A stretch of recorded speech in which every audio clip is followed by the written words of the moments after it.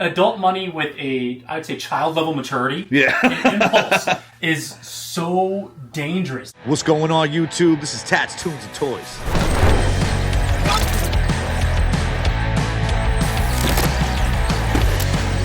Alright, so we're back yet again with another piece of my collection. Psych! Oh shit, I got you good, you Today I'm going to talk about the recent trip I made to Connecticut. I got to see my first apprentice's new tattoo studio, meet some really cool people, buy some cool vintage toys, and eat some New Haven-style pizza, which was delicious, by the way. So me and Caitlin got up nice and early, hopped in the car, and picked up my boy Eric. We drove over to the Port Jeff Ferry, hopped on the boat, and went right over to Bridgeport, Connecticut. Oh, so late, Simply Retro Gaming.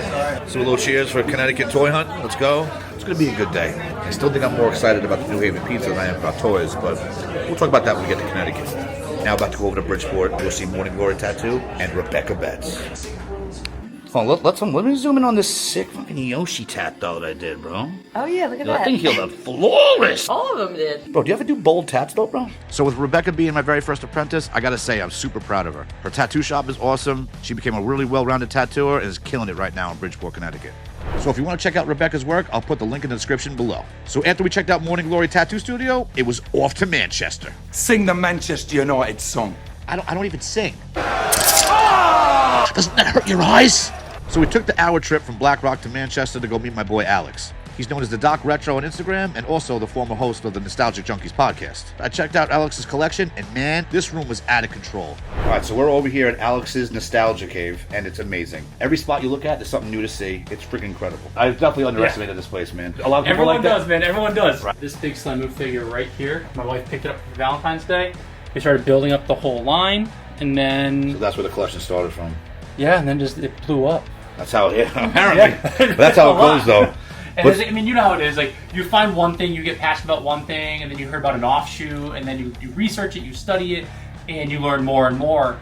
And you go down the rabbit hole. You learn about things that you never even could have conceived of. And even besides even learning, but like now you have adult money and you get all the things you wanted as a kid. That's the dangerous part. Having adult money now, is like adult money with a, I would say, child level maturity. Yeah. And impulse is so dangerous. Like, I mean, luckily we've been good, and my wife is very much understanding and loves the hobby as well. Mm-hmm. So we've been able to kind of, it's our passion. She also loves like the worst Star Wars. She loves Episode 1. That fight with Darth Maul. Where the red lightsaber comes out. And everyone's, oh, it's off. And then the second one comes out. We all lost our minds. It was on a different level. But yeah, no, this room is absolutely crazy. Some of the coolest pieces any 90s kid could ever imagine seeing. I mean, this dude had an actual life-size Surge bottle, a promo from the 1990s. People sleep on how good Surge really is, you know what I mean? Mountain Dew and orange soda had a baby. So like Surge was like just slightly before my time. I was able to get it like once. But remember Volt? Volt tasted just like Surge. So that's what I grew up on. And like, everyone talked about and compared it to Surge. So it's like, I feel like it's like secondhand nostalgia, like the iconic piece. So after Eric, Caitlin, and I saw Alex's collection, we decided to hop in the car, take a ride down the block over to Retro Junk.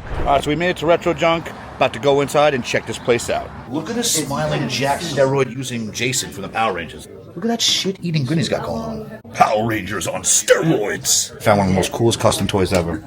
We have right here, Mr. TMNT. What a great custom. Unfortunately, it's not for sale. I tried to buy it. I gotta kick myself out of the store because I'm spending too much money. Now, this store was absolutely awesome. It's owned by one of Alex's good friends, Brendan. Super knowledgeable guy, really cool and down to earth, with a really good collection in that store. So after Alex introduced me to Brendan from Retro Junk, I think it was time to go over to Vernon, Connecticut, and have Alex introduce me to Ramses from CRUZN Retro. Now, similar to Retro Junk in Manchester, as soon as you walk through the front door, there's an awesome arcade layout with all classic arcade games. And not to mention, he had Tats, Tunes, and Toys playing right on the flat screen TV, right on the top corner. We've got Tats, Tunes, and Toys playing on the TV. Oh, look at that. Showing off the Happy Meals. That awesome wood paneling they got. Really nostalgic to the 80s and 90s kids. If she doesn't know about that wood paneling, she's too young for you, bro.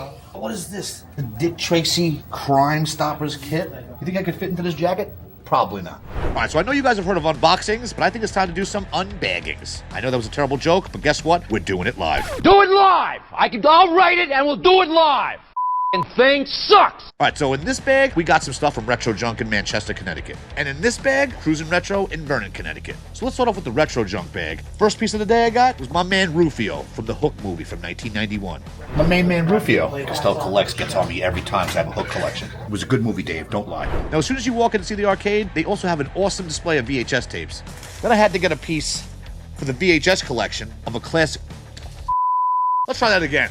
The Last Boy Scout with Damon Wayans and Bruce Willis. But now I got it for the VHS collection. Now I gotta say, for my favorite find of the day, the T2 Heavy Metal Cycle. This box also has never been opened and still sealed from 1991. And guess what? It's staying that way. So for the last and final piece from Retro Junk, I had to get the loose version of the Power Rangers Dragon Zord. I got them complete in the box, so you know I had to buy them loose for the collection. And guess what? More money well spent. Alright, so we checked out the stuff I got from Retro Junk. Now I think it's time to check out the goodies I got from CRUZN Retro. So the first find of the day at CRUZN Retro was awesome. A piece I vividly remember wanting really bad as a kid. Now I have it as an adult. Before there was Apple Watch, or an iWatch, Panda watch. or whatever it is, it's the two-way wristwatch from Dick Tracy. You know I'm buying that. I wanted this thing so bad in 1990, and guess what? I have it now in 2025, and could not be happier. Now I did buy one VHS from Retro Junk. Why not buy some more VHSs from CRUZN Retro? And I'm talking from the best Batman ever, Mr. Michael Keaton, and then I guess you got Val Kilmer too. I like Batman Forever. It came out in 1995. It was a really colorful movie, and it was the last Batman movie that Tim Burton was involved with. And not for nothing, $6 for 3 VHSs? Sign me up. So after I checked out the VHS section, right over to the right is a glass showcase of really awesome grails. And you know, I had to buy one. From the Attack of the Killer Tomatoes cartoon series and toy line, Chad versus Tamacho. I definitely needed this Attack of Killer Tomato with my boy Chad in the mouth. Look at this bad boy. I had this when I was a kid, and guess what? Now I have it as an adult. I just put Chad in Tamacho's mouth, which sounds borderline inappropriate. Ew! Get out of here, man! Now, slowly but surely, I'll be getting this entire collection loose, and then knowing me, I'm gonna get it mint on card. Who am I kidding? Next up, the $1 Million Man, Ted DiBiase, looking like real money in that green suit. Now, this last piece is definitely not vintage, but it's definitely nostalgic. I'm talking a super cool Mario Brothers toy that's all pixelated of him jumping out of a green pipe. I saw this, I couldn't not buy it. More money well spent. So that's all the pieces I got from CRUZN Retro to add to the collection. So I gotta say, the Connecticut trip was an absolute success. But let's talk about the real reason I went to Connecticut. There was no way I was leaving without some New Haven pizza. And what better place to try than Sally's of Pete's. Alex and Ramses, both from Connecticut, never had Sally's of Pete's. They decided to join us for the journey and check out the hype for themselves. I lived here all my life and I've never tried it. So I'm excited to see, like, is it really that much better? This long. We're almost there. The hype is real for Sally's of Pete's. So after getting there and waiting in line for over 2 hours, we finally got inside. Next in line for Sally's of Pete's. I've never been so thrilled for pizza in my entire life. Now this place just screams old school Italian pizzeria. Now I'm born and raised in Long Island, and I gotta say, we have some of the best pizza in the entire country. And when Dave Portnoy actually says that New Haven has the best pizza in the whole entire world, I've done it everywhere. It's the best pizza in the world in Southern Connecticut, no doubt. Look at that pie. Makes me want to fucking cry, Frankie.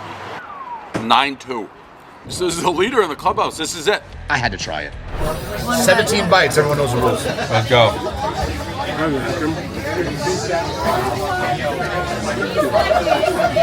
Tell us. The hype is real, bro. Eric, what do you think? It's good, but it's too hot. Yeah, So you guys excited for this or what? I am. Parmesan oregano, no pepper. Talk to me. Give me good news. Is it worth the hype? He's not even saying this. Yo, perfect thing for us. The flop. The sauce and the cheese is like beautiful. That's how it's done. Definitely worth it. The truth, right? It's incredible. Well worth it. What do you think? It's phenomenal. Sally's of Pizza was absolutely delicious, and I definitely can't wait to go back for more. Now, I'm sure I'm going to get a lot of hate for this in the comments, but it is what it is. New Haven pizza was incredible, but I still do prefer New York pizza. He really does. So I want to say thanks to Alex, the Doc Retro, for setting up the times for me to meet Brendan from Retro Junk and Ramses from CRUZN Retro. If you're in the Connecticut area and you like vintage toys, you need to check out both spots immediately.